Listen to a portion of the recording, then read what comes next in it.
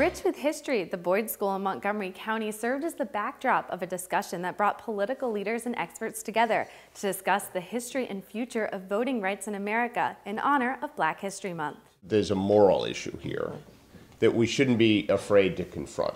The one-room building in Boyds was the only school for African-American children in the area from 1895 to 1936.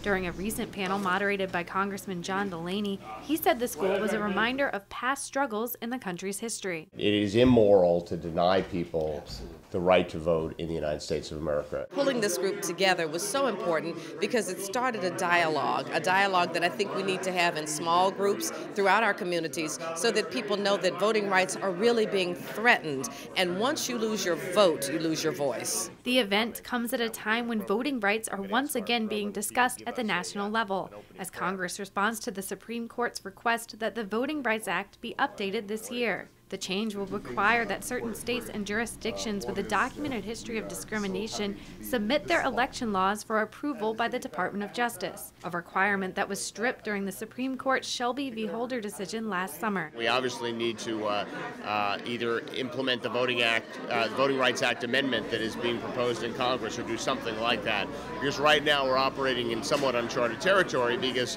there's no framework to make sure voting rights are protected in parts of this country the way they've been for a long time. Tying this into the Boyds Negro School, making sure that folks understand how people struggled and fought for voting rights, really steps it up in terms of the responsibility for people to make sure that they're exercising their right to vote, that they're out here and being engaged in the process. We need to make sure that we're doing all we can to continue along those lines and make sure that we're supportive of making sure that they can continue that for years to come.